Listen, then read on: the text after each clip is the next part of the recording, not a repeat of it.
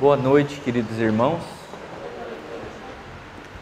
Hoje nós trouxemos um tema bastante interessante que muitas vezes nos suscita dúvidas, que é sobre o tema cirurgias espirituais. Alguém aqui já fez cirurgia espiritual? Levanta a mão. Alguém já viu ou fez uma cirurgia espiritual com corte? Ok. Nós vamos entender um pouco sobre isso, mas principalmente, se alguém me recomendar fazer uma cirurgia espiritual, eu falo que sim ou falo que não? Só o Espiritismo faz, outras doutrinas, outras religiões fazem? Vamos tentar entender isso. E para a gente entender isso, eu trouxe 3 exemplos que nós vamos entender como que pode se portar uma cirurgia espiritual. O primeiro exemplo aconteceu comigo. Eu sou médico, faço cirurgia de coluna. Um dia cheguei no hospital, o paciente estava deitado para operar uma hérnia de disco. Geralmente a hérnia de disco dá uma dor muito forte que desce para uma das pernas. E eu perguntei, senhor, que perna que dói? Ele falou, doutor, faz 15 dias que não dói mais. Mas pode parar. Vamos suspender a cirurgia, porque cirurgia de hérnia só faz quem está com dor. Se está sem dor, não precisa. Menos de 30% opera. A maioria toma remédio, faz fisioterapia. Vamos suspender. Ele falou, não. Fazem 6 meses que eu tenho dores insuportáveis. E eu quero que me opera. Porque se voltar, eu não vou aguentar. Demorou para fazer a ressonância, para fazer o pedido da cirurgia, o pré-operatório, eu estou aqui pelo SUS. Eu tenho medo de ir embora. Tudo bem. Está lá a ressonância. Está lá a ressonância, está o anestesista, vamos operar. Foi lá, abriu um cortezinho pequeno, vai com o microscópio, cadê a hérnia? Sumiu. Não é possível, chama o raio-x, vamos ver se nós estamos no lugar certo. L4, L5, é o lado direito, tudo certo. Nada de hérnia. Esse paciente estava curado. Ele fez uma cirurgia espiritual e curou. Porque não tinha mais hérnia, estava lá na ressonância uma baita de uma hérnia e ele não tinha mais nada. Então o primeiro caso da noite é um caso de sucesso total. Por quê? Além dele ficar sem dor, ele estava curado. O segundo caso, eu tive a oportunidade de acompanhar. Foi um colega nosso lá do centro, lá do Kardec. Dores insuportáveis na cervical e irradiava para o braço. Hérnia cervical. Trata, não melhora. Eu falei para ele, se não tem jeito, vamos operar. Ele, não, vou fazer uma cirurgia espiritual. Fez, ficou sem dor. Passado mais ou menos um ano, as dores voltaram, mas dessa vez piores. Além de irradiar para o braço direito, ia para o lado esquerdo também. Fez a ressonância, apareceram outras 2 hérnias, agora ele tem 3. Dor. Eu falei, você não aguenta mais, já fez de tudo e não melhora, vamos operar. Não, vou fazer cirurgia espiritual. Fez e está até hoje sem dor. Só que é um caso de sucesso parcial. Foi feita uma cirurgia espiritual que ajudou, ele está sem dor. Mas as hérnias estão lá. 3 hérnias de disco na coluna cervical. E o terceiro caso da noite é um caso de falência total do tratamento. Aconteceu em 1996, lá no Rio de Janeiro. Conta o Estadão e a Veja, isso tem na internet, que um rapaz sentindo fortes dores nas costas procurou o Hospital Geral de Nova Iguaçu. Não melhorando, ele resolveu fazer uma cirurgia espiritual. Lá chegando, atendia um médium, famoso à época, muito rico. Diz a revista que tinha casa em Miami, carro importado, e ele foi fazer uma cirurgia espiritual lá. Lá chegando, falou que levantaram a camisa dele, sentiu um líquido gelado. Contam as testemunhas que foi introduzido um bisturi nas costas dele. Daquele momento em diante, ele não mexeu mais as pernas. O laudo pericial conta que ele teve um infarto na medula, na altura da 10ª vértebra torácica. Esse infarto fez com que ele perdesse os movimentos da perna. Esse médium foi julgado à época, condenado a pagar 30 mil reais 20 anos atrás é muito dinheiro. E a pagar 80% do salário desse rapaz pro resto da vida, que ele perdeu a capacidade de trabalhar. Então, o terceiro caso da noite é uma cirurgia espiritual também, com falência total, porque além de não melhorar, piorou. Então eu pergunto para vocês novamente, diante disso que a gente expôs. Nós somos espíritas. Vem uma vizinha, ou vem um parente, ou vem, sei lá, minha sogra. Rogério, eu devo fazer cirurgia espiritual? O que eu falo para ela? Vai lá no Rio de Janeiro com aquele médium de Nova Iguaçu? Não, né? Para quem que eu indico cirurgia espiritual? Quem vai fazer? É o que a gente quer entender também nesse bate-papo nosso. E para entender isso, nós buscamos a literatura espírita, de Valdo Pereira Franco e o espírito de Manuel Filomeno de Miranda. Todo mundo conhece essa dupla? É uma dupla bem famosa.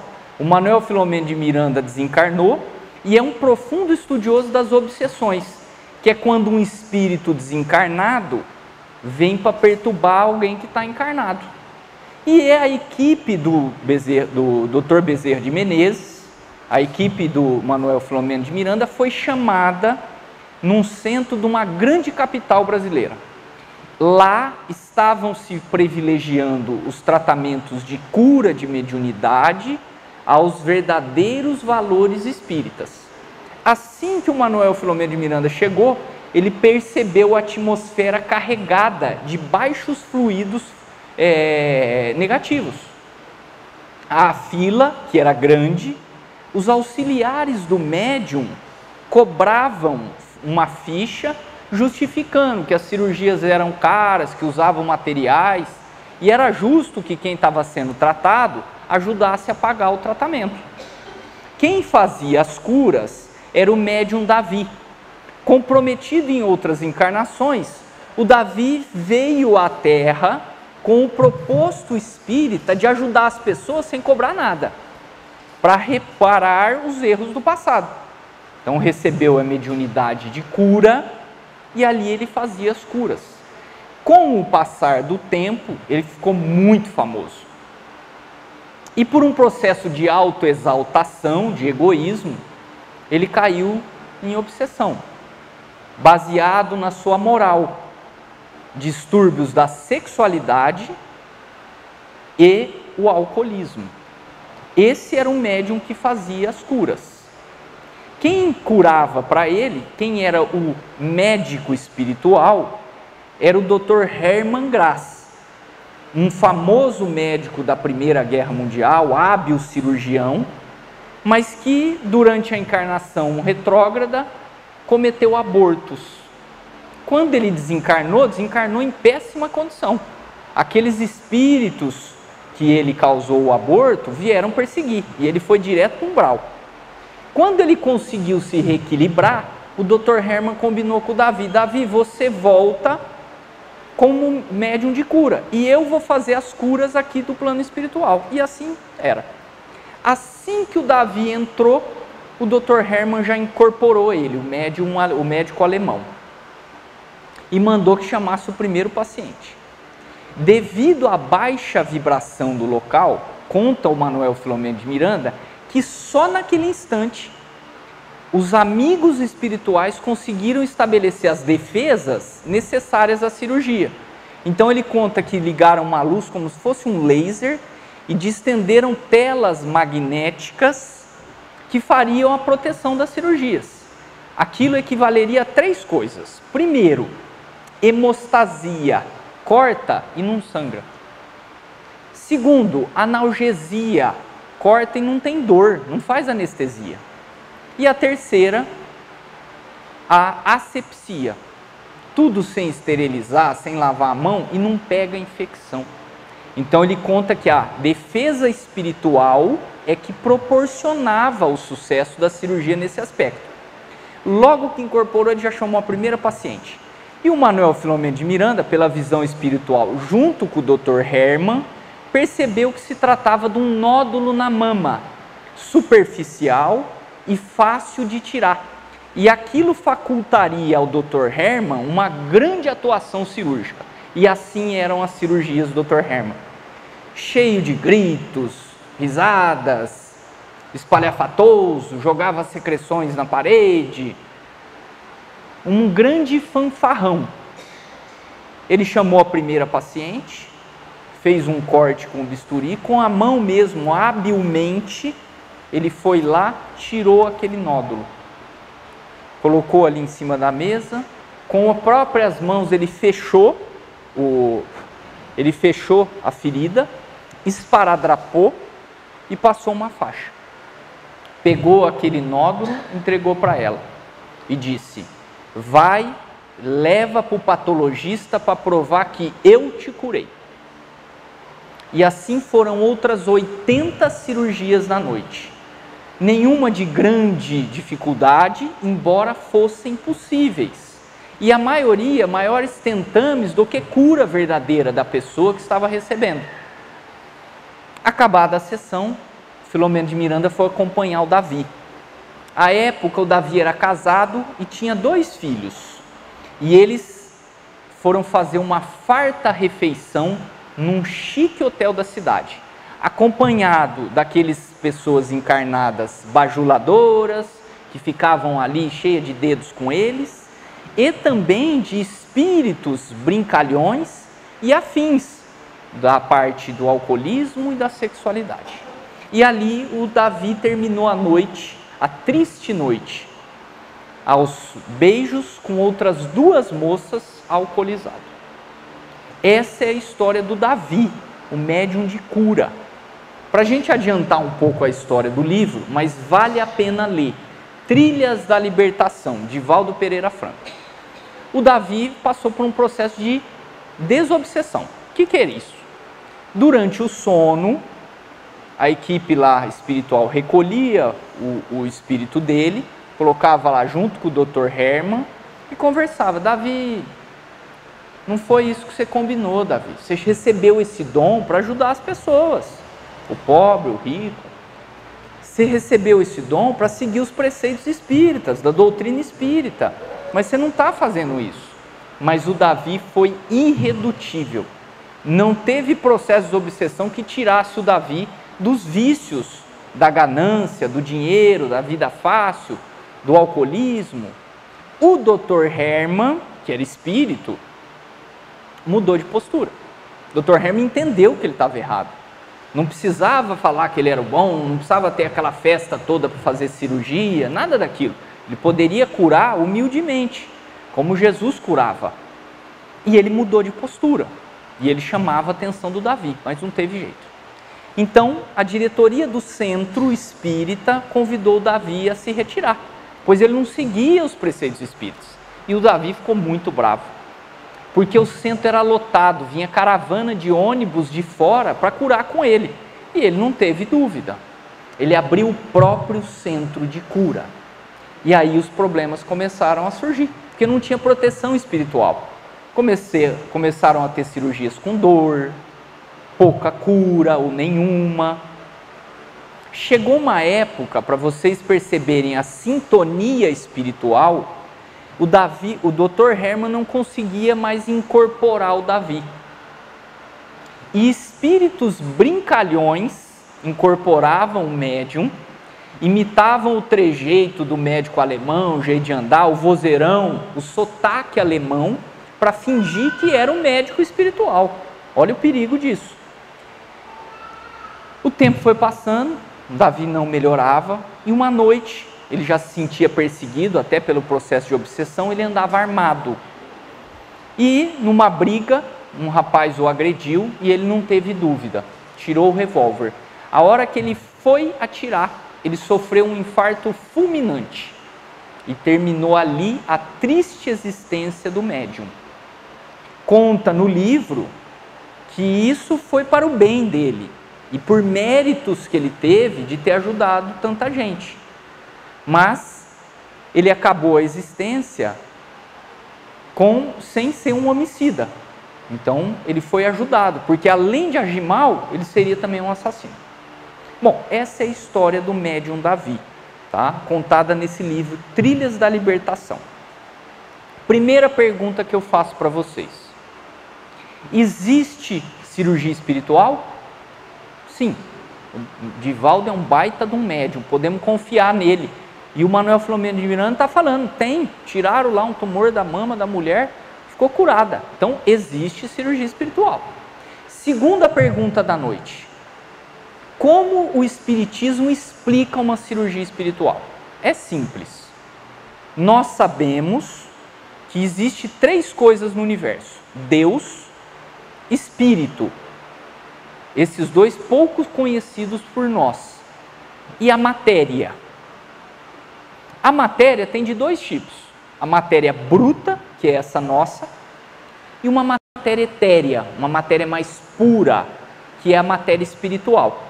Quando a gente assiste lá o filme do Nosso Lar, que a gente vê os prédios, que a gente vê o André Luiz, tudo aquilo é matéria. Não é o espírito do André Luiz, é o perispírito do André Luiz que é matéria. O espírito a gente não consegue ver, não tem forma. Como que é cirurgia espiritual? É simples. O médico, o fisioterapeuta, o enfermeiro, ele age na matéria bruta, dando remédio, fazendo cirurgia, fazendo a massagem. O cirurgião espiritual age na matéria, mas na matéria perispiritual, a matéria etérea. Então ele vai lá e conserta o perispírito. Consertou o perispírito, reflete no corpo. O paciente está curado. Numa outra encarnação eu fui lá e dei um tiro no coração de um adversário. Na hora, lei de causa e efeito, isso marca meu perispírito.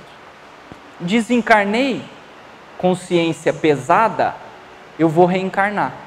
Na hora que une o espermatozoide com o óvulo da mulher, quem que vai determinar a genética daquela pessoa? O perispírito.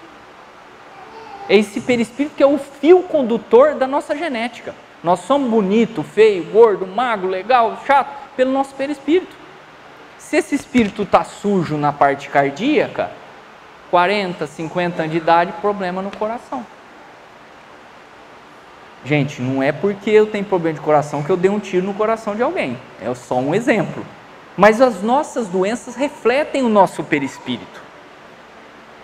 Então, esse senhor, por exemplo, que foi fazer a cirurgia da hérnia e estava curado, ele mandou uma carta para um centro espírita lá do Rio de Janeiro. Sou o fulano de tal, já fiz ressonância, estou com uma hérnia de disco, dor insuportável, gostaria de fazer uma cirurgia espiritual. Aí ele recebe uma carta de volta. Pois não, teremos prazer em atendê-lo. No dia tal, horário tal, o senhor vai deitar mais cedo, o senhor vai ligar uma música calma, o senhor vai fazer uma oração, fazer uma leitura leve, o senhor vai ficar em jejum. Nesse dia à noite, a equipe espiritual do nosso centro vai aí visitá-lo e fazer a cirurgia, dito e feito.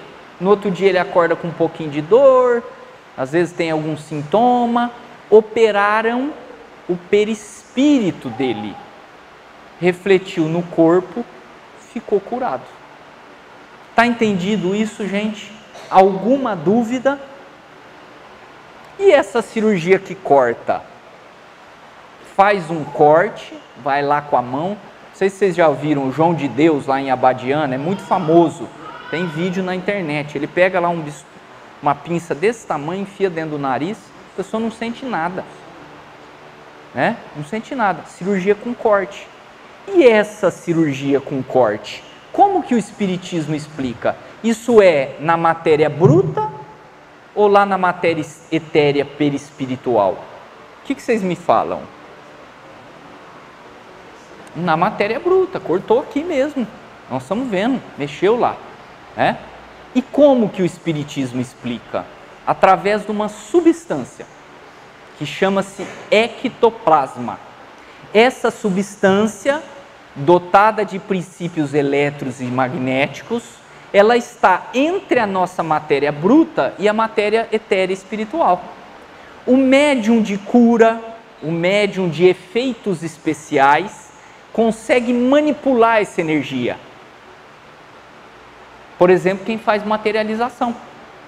Ele usa essa energia do ectoplasma, essa matéria, e com a sua mediunidade, a sua doação de ectoplasma, ajuda espiritual, ele materializa uma coisa. Então, lá do meio do algodão, de repente, a médium tira um serrote lá de dentro. Bom, mas de onde saiu esse serrote? Materializou. Essa substância foi transformada numa matéria bruta. Então, quando o médium vai atuar aqui, ele está atuando no ectoplasma. E está agindo na parte física, na parte material, porque o médium de cura tem a capacidade de agir no ectoplasma. Ok? Próxima pergunta. E a pergunta que a gente fez no começo, né? Vou fazer uma cirurgia espiritual? Vou recomendar para alguém uma cirurgia espiritual? O que vocês me falam sobre isso? A gente recomenda, pode dar tudo certo. A gente não recomenda, pode dar tudo errado. É simples. Basta seguirmos o que Jesus nos ensinou em Mateus. Olha o que fala no Evangelho de Jesus. Ele fala para os apóstolos, tá? Olha o que Jesus recomenda a eles.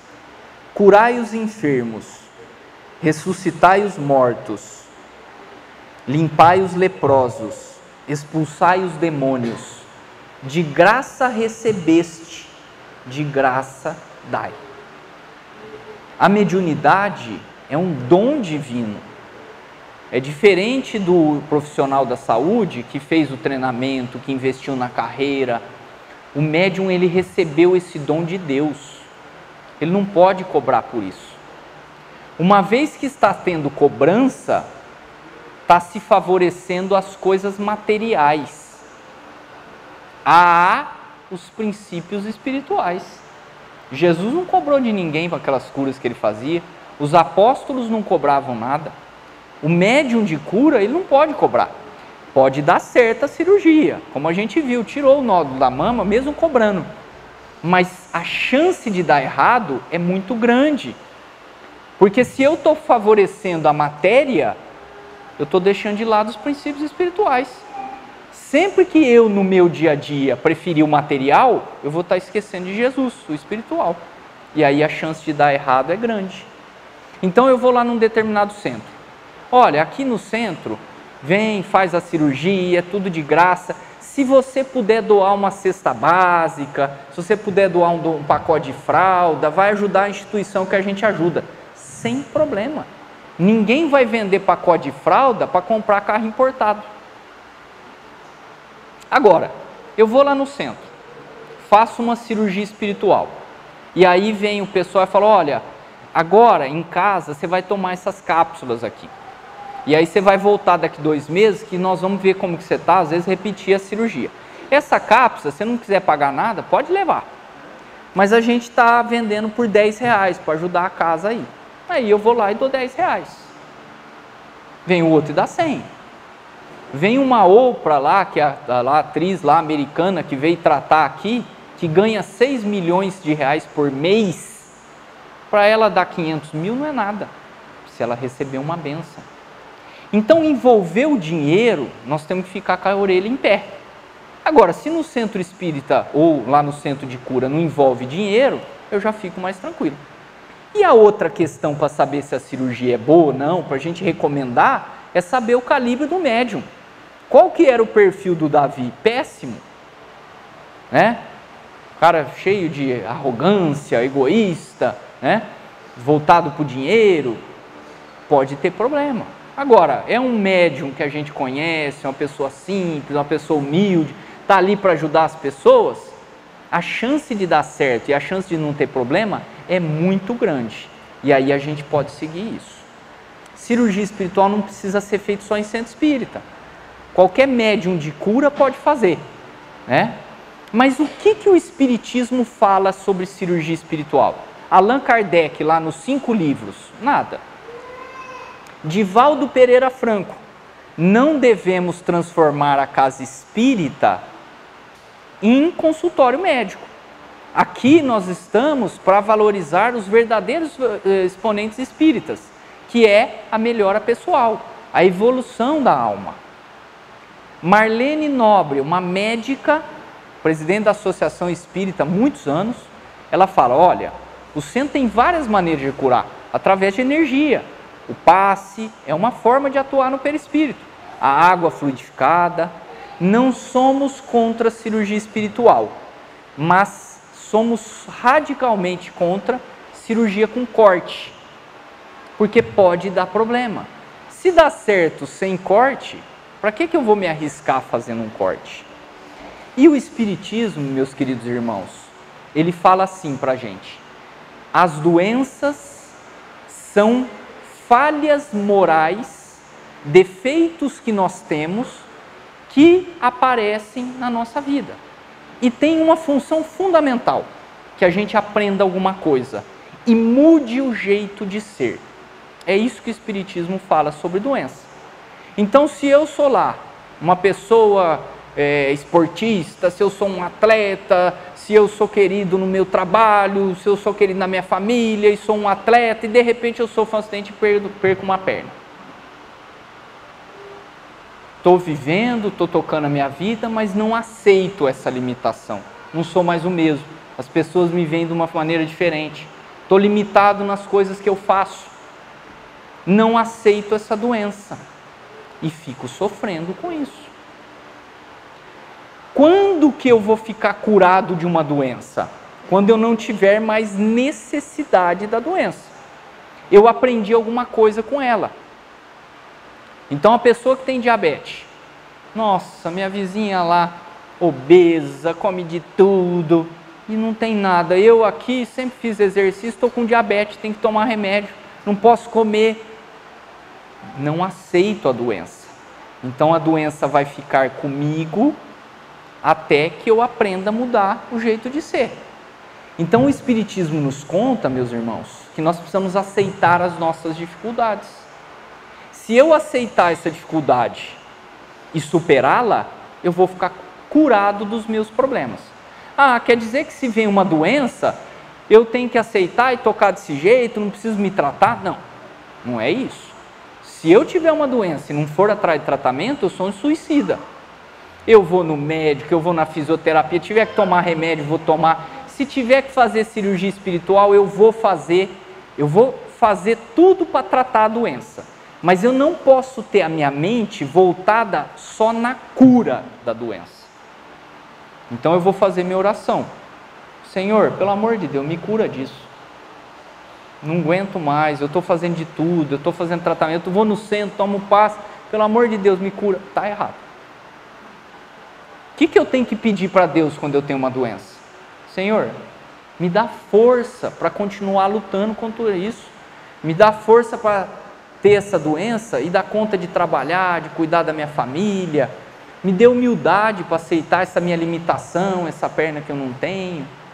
Me dê força para lutar contra o meu egoísmo, de querer tudo para mim, aceitar que as coisas acontecem, sem muitas vezes ser a minha vontade, ser a vontade de Deus.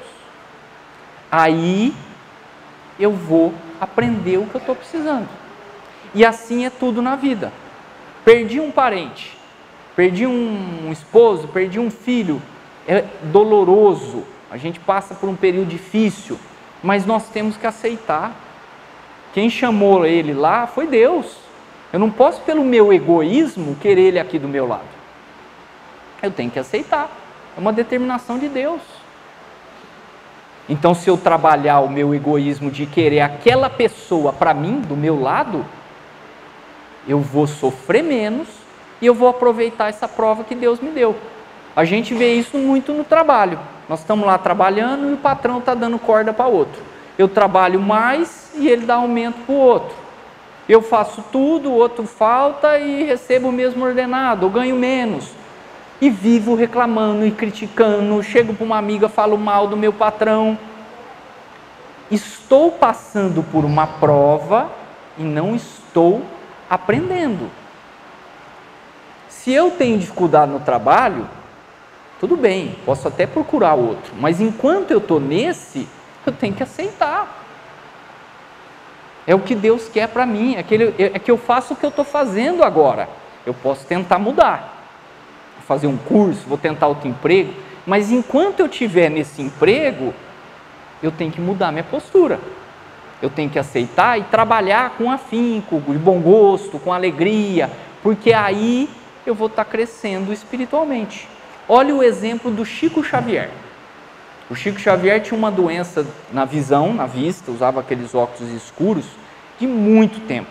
Na época antiga, ele pegava um ônibus lá em Uberaba, ia para São Paulo fazer tratamento, porque não tinha lá em Uberaba. Aplicava injeções nos olhos. Sofreu muitos anos com isso. E uma vez, num pinga-fogo, perguntaram: ô Chico, o teu amigo lá, o médium, o Zé Arigó, um médium famoso da época, quem lembra da época, o Zé Arigó falou, ele pode fazer uma cirurgia espiritual, Chico, e curar esse problema do teu olho. E aí o Chico deu aquela risada dele, né? Ele era muito alegre, fazia muita brincadeira, e falou: olha, eu sei que o Zé Arigó pode me curar, mas eu sei também que essa doença é importante para mim, porque ela me mantém humilde no meu caminho de psicografia, de ajudar as pessoas. E mais, se essa doença for embora, vai vir uma outra. Então essa aqui eu já estou acostumado, eu prefiro tocar com essa doença. Olha o pensamento do Chico. A gente dá uma topada numa pedra e machuca o pé, a gente já grita e xinga e não aceita. O Chico não. Tratava, mas aceitava a dificuldade. Nós precisamos aceitar a nossa dificuldade. Agora, como que desencarnou o espírito do Chico? Cheio de mancha no perispírito, aquele olho tudo sujo, escuro, o perispírito tudo marcado? Com certeza não. Desencarnou com o perispírito limpo. Por quê? Porque não precisa mais da doença. Já aprendeu com a doença, está livre. Vamos aprender também com as nossas doenças. E para encerrar o nosso bate-papo, eu vou perguntar para vocês: fiz uma cirurgia espiritual, não fui curado, é porque eu não tenho fé? É porque eu não tenho merecimento? Então vou dar um exemplo bobo, mas que pode ilustrar bem isso. Minha vizinha ali do lado, a casa dela é uma bagunça, fim de semana é só gritaria, ela vive batendo nos filhos e no marido. Chega segunda-feira, aquele monte de garrafa de bebida, não vai numa religião, fez a cirurgia, está curada.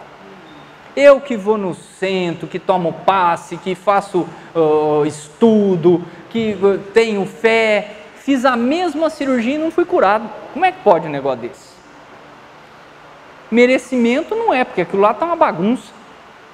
Fé muito menos, nunca pisou numa igreja. Necessidade. Necessidade. Às vezes lá para a vizinha, os problemas são tão grandes que aquela doença para ela pouco interfere. Tem problema com o marido, alcoolismo, briga com os filhos. Então aquela doença para ela não tem necessidade daquela, já está feia a coisa do jeito que está. E mais, às vezes se ela não fosse curada da doença, poderia acontecer algo pior. Ela botar os filhos para fora, ou matar o marido, e virar uma bagunça. Então naquele momento ela não tem mais necessidade daquilo. E ela vai continuar a existência de sofrimento pelo caminho errado que está sendo adotado. Agora se eu não aprendi com a minha doença, eu tenho necessidade dela. E aí eu não vou ser curado numa cirurgia espiritual. Posso ser curado, por exemplo, com uma cirurgia nossa aqui. Mas com a cirurgia espiritual eu não tive merecimento. Está entendido isso, gente?